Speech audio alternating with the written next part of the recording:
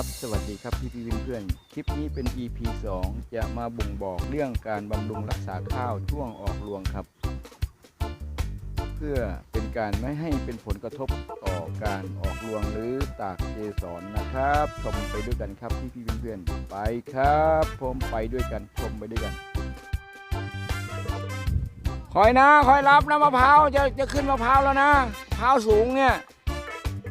หล่นลงไปแตกหมดเลยนะรับนะรับมะพร้าวเด้อมะพร้าวน้ำหอม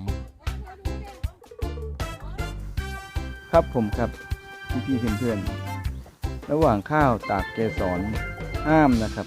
1ห้ามฉีดยาใส่ปุ๋ยครับห้ามพ่นฮอร์โมนนะครับ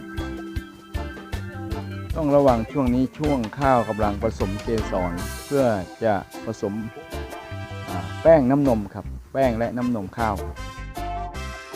ครับพี่เพื่อนสถานการณ์นี้คือบ่งบอกว่าข้าวกำลังออกรวงหรือตากเกสรนะครับช่วงระหว่างนี้ห้ามฉีดยาหรือว่าห้ามให้ปุ๋ยช่วงตากเกสรนะครับประมาณอย่างน้อยให้ตากเกสรเสร็จเรียบร้อยสัก2 วัน3 วันหรืออาทิตย์หนึ่งค่อยมาใส่ปุ๋ยต่ออีกหรือฉีดยาก็ได้ครับฉีดฮอร์โมนนะครับได้ดูสถานการณ์การข้าวออกรวงนะครับออกรวงไปแล้วตอนนี้กำลังตากเกสรสังเกตได้ที่รวงครับ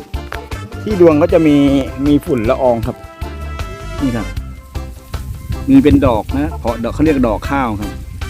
แต่ตัวนี้ยังไม่ได้สร้างน้ำนมครับพอตากเกสรสักอาทิตย์2 อาทิตย์ก็จะสร้างน้ำนมครับ